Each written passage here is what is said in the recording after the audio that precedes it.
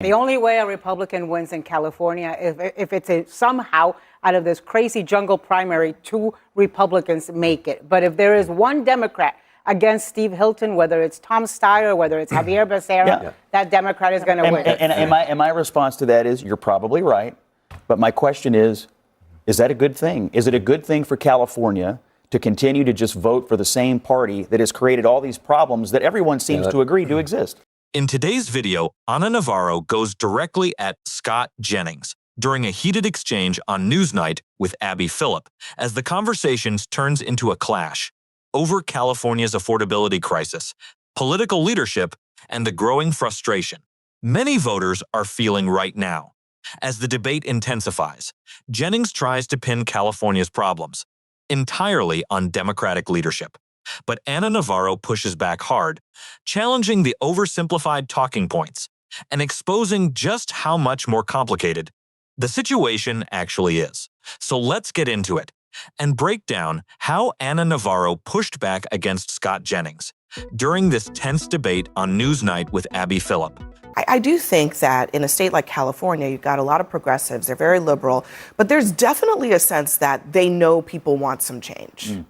They know that Californians think things are not going so swimmingly in the state, something's got to give. Yeah, absolutely. Prices are high there. You know, they each had to say something about the previous governor. You also have a situation where I think a lot of Democrats don't feel like this is the ideal ticket, that you don't have people on the stage that people are in love with. Right. Eric Swalwell dropped out of the race because he had sexual assault allegations against him. There are some major changes that need to happen within the Democratic Party. It's a moment of reckoning for the Democratic Party in California. But I do think that overall issues like the cost of living, affordability, healthcare, all of these things are still things that people care about in California, and there needs to be major change. And it's not just policies because of the president and the war. It is policies because the governor will likely be on the presidential ballot in 2028. And so this is also a referendum on him. Brad?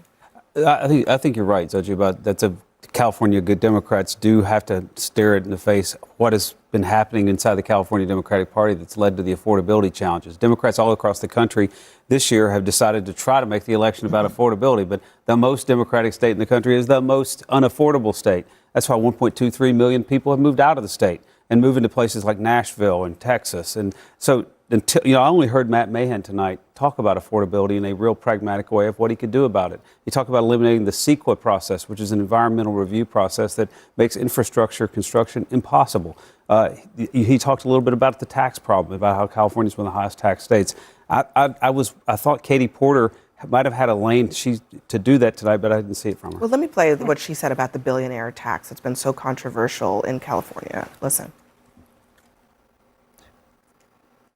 This tax isn't going to fundamentally change California's economy in the way that young people and the working people of California need. It's a one-time tax, but we don't have one-time revenue needs.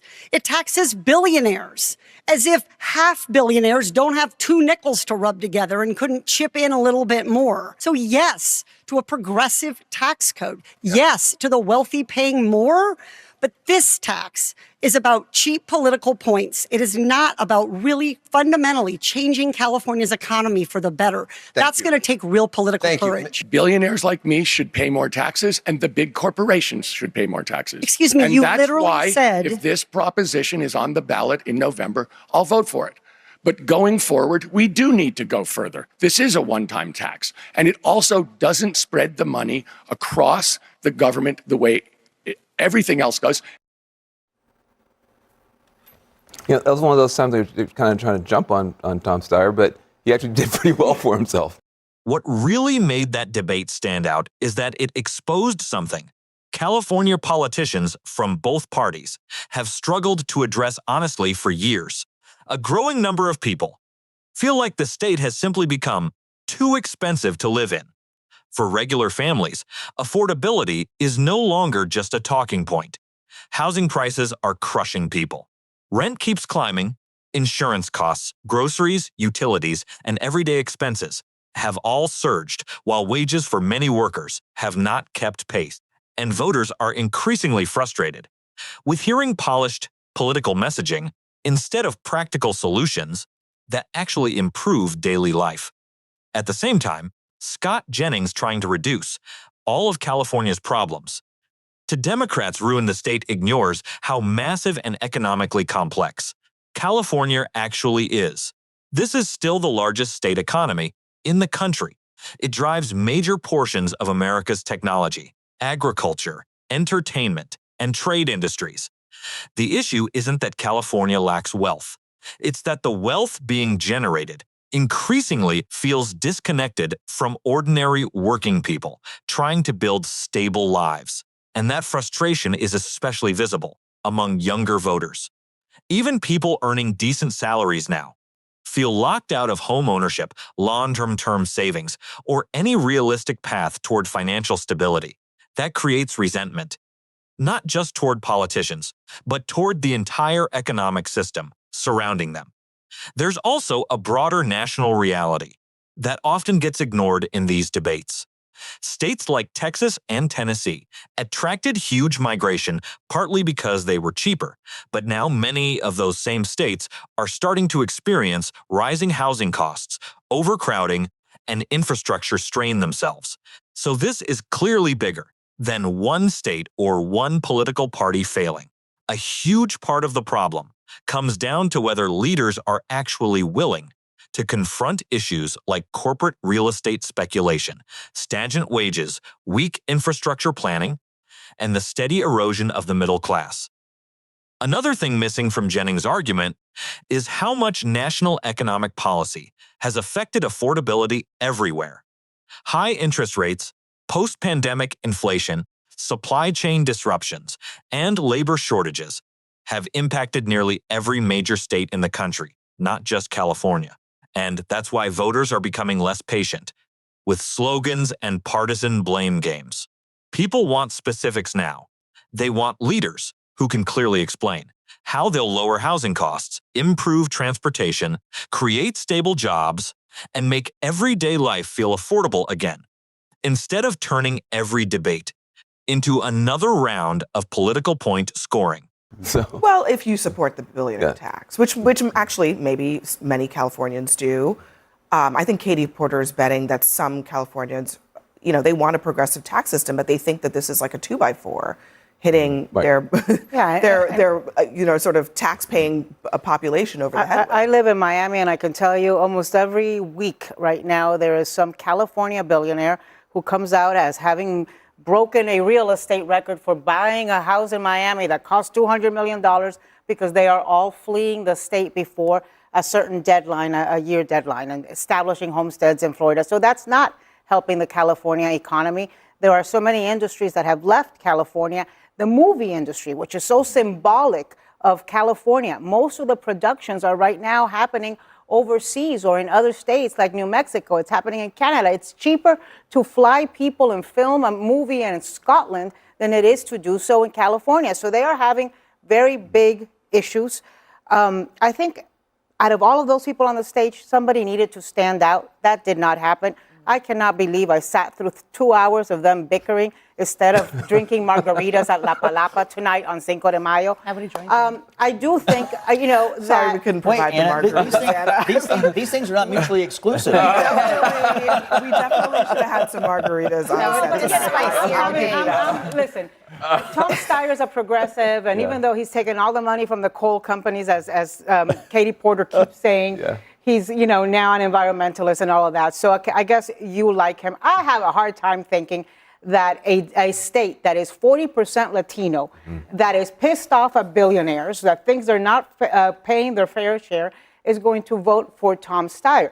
It's obvious to me that Javier Becerra has inherited the Swalwell vote, that he's on the ascent, and that's why he was being hit on like a piñata, to go back to my Cinco de Mayo theme tonight by everybody. Let's talk about the two Republicans who are on the stage.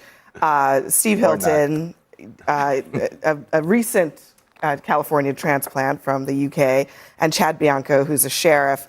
Let me just show you the polls, because I think that to understand where we are here, Steve Hilton is sort of nominally at the top of this pack, to put it mildly. But this is all within the margin of error. We don't really know where this is going right now. But Hilton has the Trump endorsement. Yeah. He was asked about whether or not he would support mass deportations, didn't want to say. So how do you leverage a Trump endorsement to a victory in a state like California where Trump is so unpopular?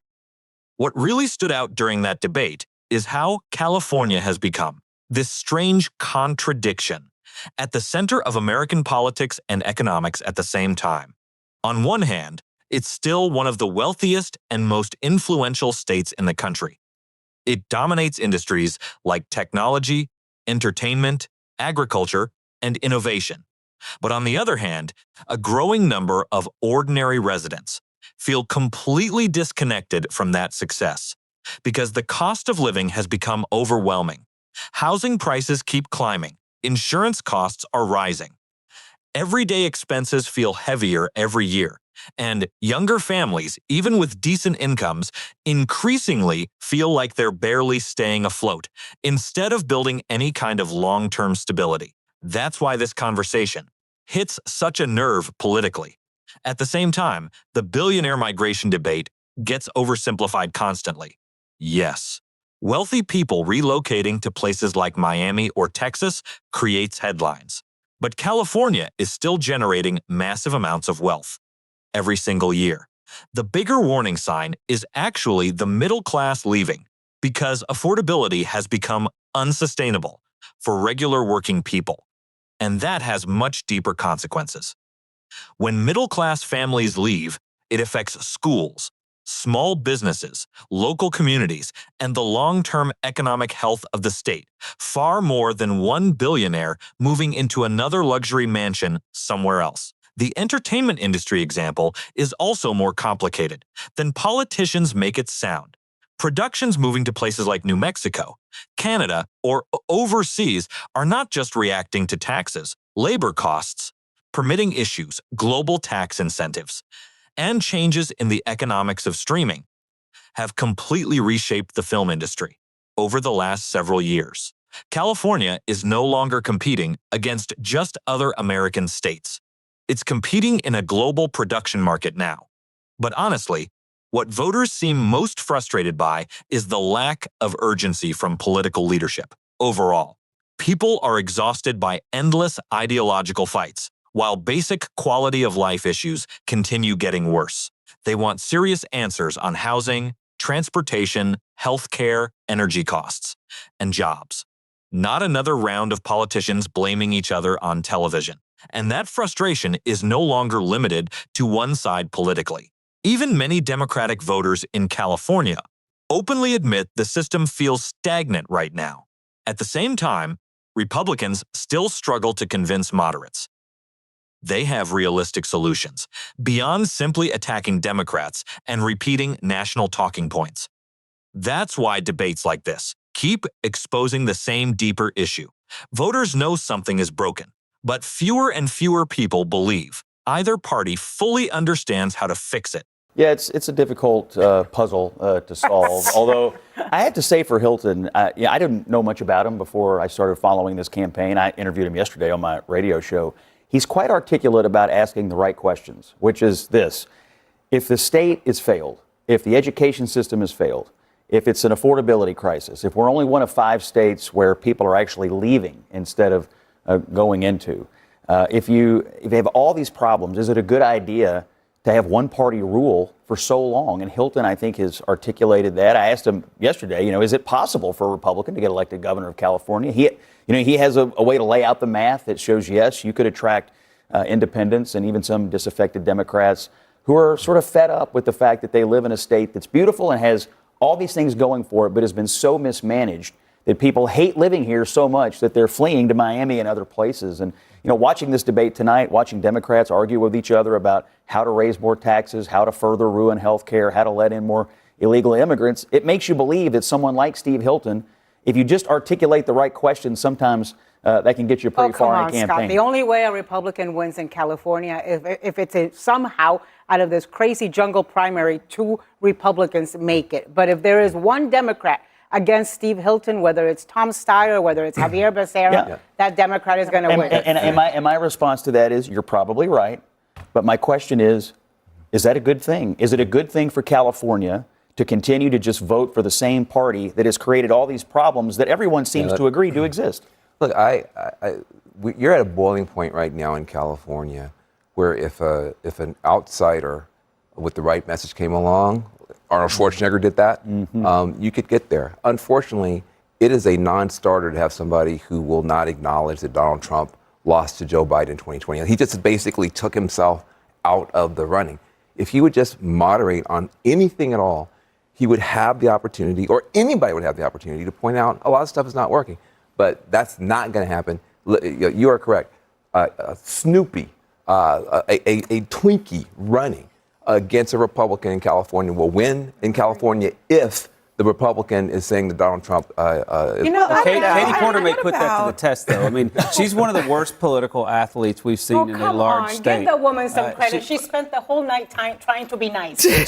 Trying, the operative word. She's one of the least likable, most uninteresting politicians we see rise to the top in a large state. You know, all the New England states eventually elect a Republican governor. Massachusetts did it for like 20 years in a row. The voters know that the legislature's got things under control from their ideological perspective, and they send some adult supervision. You see it sometimes in the South. Steve Beshear in Scott's home state, a Democrat governor in a Republican state. Eventually it will happen in California because the legislature will manage the state to the point where the voters have no other choice. I don't know if it's this year or not. There's also a major reason. Republicans continue struggling in statewide California elections, even when voters are frustrated with the direction of the state. A lot of Californians may absolutely dislike the cost of living, rising crime concerns, housing problems, or government inefficiency. But at the same time, many moderate and independent voters still don't trust candidates who are too closely tied to Donald Trump election denial politics or overly nationalized culture war messaging. And that creates a serious ceiling for Republicans trying to compete statewide, especially in suburban areas where elections are often decided. That's the contradiction Scott Jennings and a lot of national Republicans tend to ignore. Voter frustration alone does not automatically translate into support for the Republican Party if voters still feel uncomfortable with the alternative being offered. Another thing that gets overlooked is that many of the states conservatives often hold up as examples, places like Texas and Florida, are now beginning to experience some of the same affordability pressures California faced years ago. Housing prices have surged. Insurance costs are climbing fast. Infrastructure strain and overcrowding are becoming bigger issues there, too. So this debate may actually be less about red states versus blue states, and more about whether political leaders anywhere can manage rapid economic growth without making life unaffordable for working and middle-class families. Because that's the part voters care about most right now, not partisan talking points, results. And if you've made it this far, let me know what you think in the comments. Is California mainly suffering from failed leadership? Or is this part of a much larger national economic problem that both parties are struggling to solve? Also, make sure to like and subscribe for more breakdowns like this.